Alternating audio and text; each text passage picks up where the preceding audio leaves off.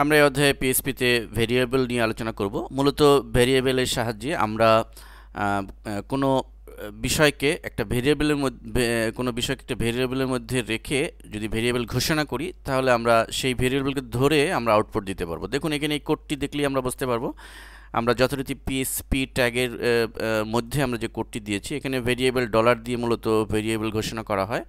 তো dollar TXT that means text লেখার জন্য ইকুয়াল টু হ্যালো ওয়ার্ল্ড।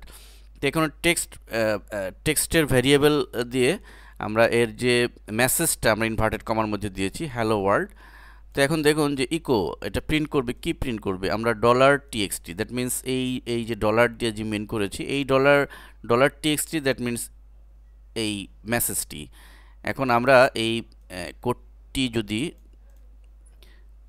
আমাদের ড্রিমওয়েভারে কোডে পেস্ট করে দেই বা লিখে দেই, আমরা এবার যথারীতি সেভ দেই আমাদের নির্দিষ্ট ফোল্ডারে, স্টুডিওক্স ফোল্ডারে, এবং আমরা আমাদের লোকাল হোস্ট 4 যেই ফোল্ডারের মধ্যে আমি রেখেছি, এবং আমরা সোজা নিচে চলে আসি। দেখুন, আমরা ভেরিয়েবল নামে ফাইলটি সেভ করেছিলাম। আমরা ফাইলটি যখন সেভ করব, অবশ্যই আমাদের মনে রাখতে হবে যে আমরা পিএইচপি সিলেক্ট করে দিব সেভ অ্যাজ টাইপ থেকে পিএইচপি, এবং এখানে আমরা ভেরিয়েবল ডট পিএইচপি এক্সটেনশনটি থাকবে। তো এইভাবে সেভ করব।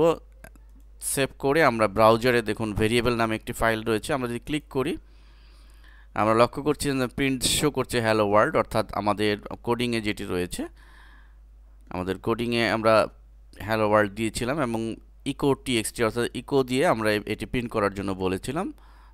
তো আমাদের ব্রাউজার আমাদের সেটি শো করছে। এখন ভেরিয়েবলের আরেকটি বিষয় আমরা এখন দেখব, সেটি হচ্ছে যে দেখুন আমরা আরেকটি পিএইচপি ফাইলে আরেকটি কোড যদি লক্ষ্য করি, দেখুন এই কোডে আমরা ট্যাগের মধ্যে যে কোডটি দিয়েছি, দেখুন এখানে ভেরিয়েবলে যখন কোনো দুটি ওয়ার্ডকে কম্বাইন করার প্রয়োজন হয়, তখন আমাদের কিভাবে কোড লিখতে হয় সেটি এখানে দেখানো হয়েছে। এখানে ফরিদ আহমেদ এই দুটি ওয়ার্ডকে একসাথে আমরা লিখব। তো একসাথে লেখার জন্য দেখুন এখানে ডলার txt1 দিয়ে বোঝানো হয়েছে ফরিদ এবং txt2 দিয়ে বোঝানো হয়েছে আহমেদ। দুটি ভেরিয়েবল এখানে ঘোষণা করা হয়েছে। আমরা যদি তিনটি অক্ষরকে ঘোষণা করি, একইভাবে আমরা txt3 দিয়ে আমরা ভেরিয়েবল ঘোষণা করব, এবং ইকো প্রিন্ট করবে কি এই জিনিসটি যে txt1 এবং txt2 অর্থাৎ ফরিদ আহমেদ, এটিকে সে শো করবে ব্রাউজার।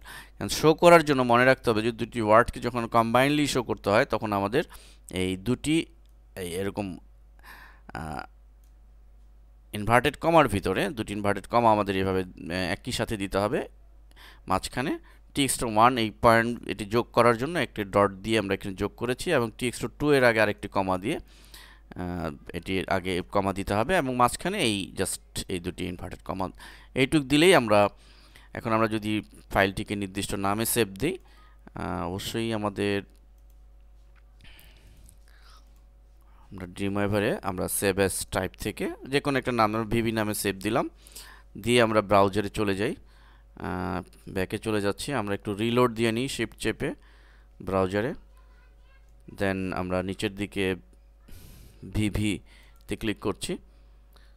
দেখুন ফরিদ আহমেদও প্রিন্ট করছে। তো এভাবে আমরা ভেরিয়েবল ঘোষণা করে আমরা আমাদের প্রয়োজনীয় কাজ সম্পাদন করতে পারি।